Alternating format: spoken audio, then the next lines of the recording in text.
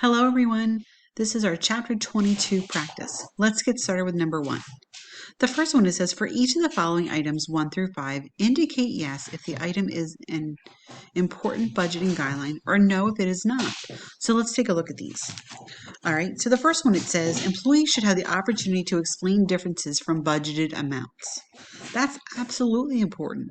We want them to be able to be knowledgeable and be able to explain if there's something that's off. If we planned on having X amount of sales or a certain amount of expenses and it's off, there should be someone that can explain why. All right, our second one, budgets should include budgetary slack. That is not important. We don't have to have that cushion built in. We can build a more accurate budget, and that's okay. All right, our next one.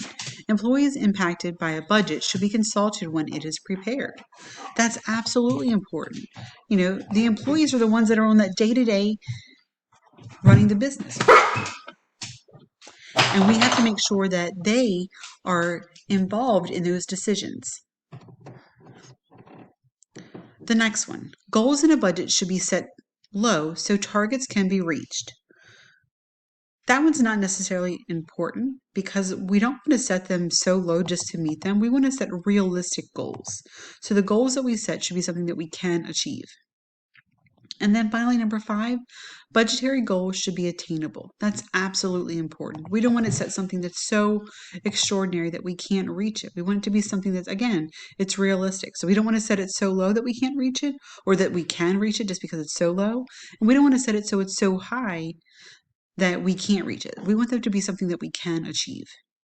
All right, let's look at number 2.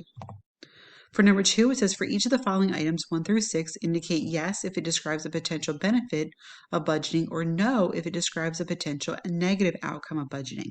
So if it's a positive, we're going to be a yes. If it's a negative, we're going to say a no. All right, let's look. So the first one, it says budgets help coordinate activities across departments.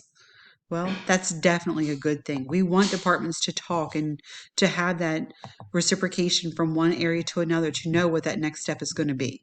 The next one, budgets are useful in assigning blame for unexpected results.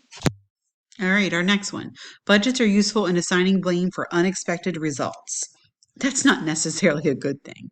Yeah, we can identify those unexpected. That's not a useful way to decide, and assigning blame is never a good idea.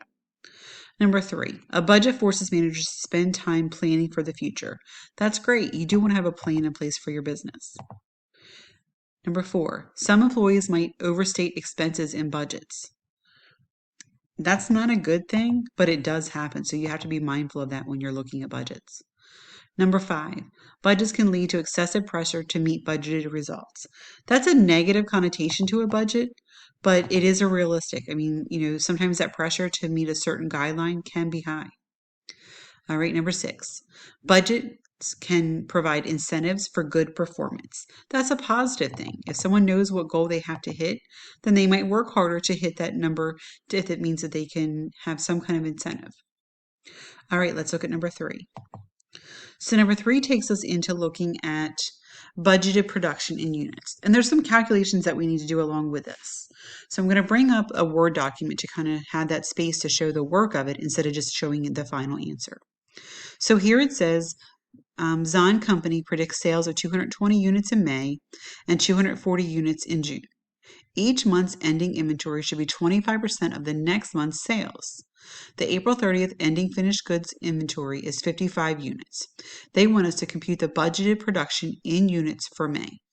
So let's pull up our Word document so that we can have some space to actually write out this information.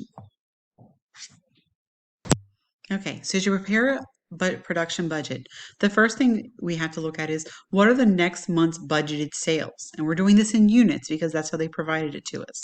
So the next month's budgeted sales, and that's in units. We're going to be looking at, it says for June, it's 240 units. Then we have to look at the ratio of inventory to future sales, which they gave us. 25% of the next month's sales is what our ending inventory should be. So inventory to future sales is 25%.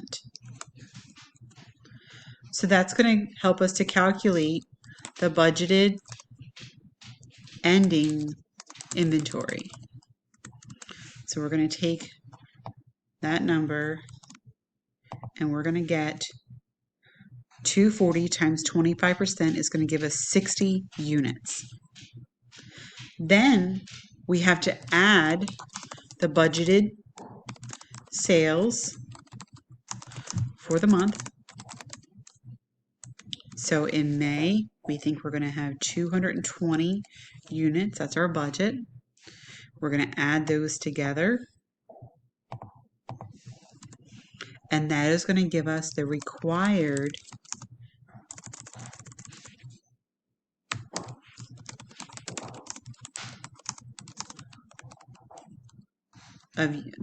amount of units that need to be available in production. And that's going to be added together, so we get 280. Then our goal is to figure out how many units we're producing. So we're going to deduct the beginning inventory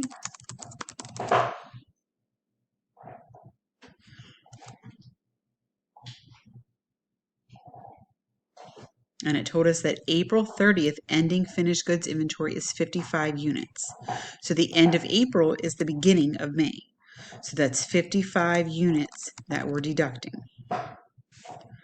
And then that's going to give us the units that need to be produced. So if we look at 280 minus 55, and we're going to have 225 units that need to be produced. That's what we're going to be entering in here for our budgeted production. So there's a process that has to go in. I know that when you look at the problem, it looks, oh, it's pretty simple. You just enter in a number. But there's a process we have to use for this production budget. So here's the example that you can use, and we're going to enter in here 225. All right, let's look at number 4. Number 4 is having us determine the number of units for sales for a month. So the first thing it says is Grace manufactures and sells miniature digital cameras for $250 each. They had 1,000 units that were sold in May, and management forecasts 4% growth in unit sales each month. So they want us to figure out what we expected to have for the month of June. All right, let's bring up our Word document again. And we're just going to space it up until we get to our next line. All right, so I'm going to bring this down just a little bit so it doesn't cover up the problem.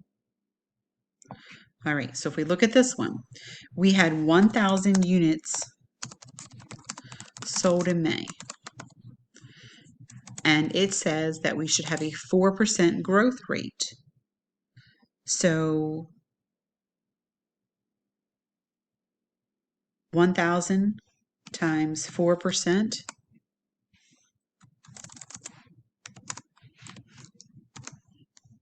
Sorry. Growth. So that's going to give us 40 units growth in June. So we should have 1,000 plus 40 units. And that's going to give us 1,040 units for June. All right, well, if we know that they call, so that's going to take care of our number in units. So we have 1,040 units to sell. Now they want to know the camera sales. Okay, well, we take 1,040 units times the sales price each. Well, it says it's $250 each. So if we multiply 1,040 units times $250 each, we are going to get $260,000 as our sales for those units. So that is our amount of camera sales. It's $260,000. All right, that takes us through number 4. Let's now look at number 5. So number 5 has us doing a selling expense budget. So it tells us here that Zilly Company predicts sales of $400,000 for June, and Zilly pays a sales manager a monthly salary of $6,000 and a commission of 8% of that month's sales dollars. They want us to do a selling expense budget using that information. So I'm going to go to our sheet again. We do have some more room here, so we can kind of maybe plug in what we have, and we'll see if we need to do the Word document for more space. So budgeted sales, it tells us they predict to have $400,000 in sales. So that's our budgeted sales. They have an 8% commission. So the sales commission percent is 8%. You see that it comes up automatically, which gives us sales commissions. We're going to take that 400,000 times 8%. So I'm going to bring up our calculator for that. 400,000 times 8%. And we get 32,000 for our sales commissions. All right. Then we have to add in the sales manager's monthly salary of $6,000. And we're going to add those two together to get our projected selling expense for June, total of $38,000. So that was pretty simple. We're just figuring out what the selling expense budget is going to be. And they're giving us the information we need to compute that. All right, let's look at number 6. Number 6, it says that Liza predicts sales of $40,000 for May and $52,000 for June. Assume 60% of Liza's sales are for cash. That means that the remaining 40% are credit sales. And it tells us that credit customers pay in the month following the sale.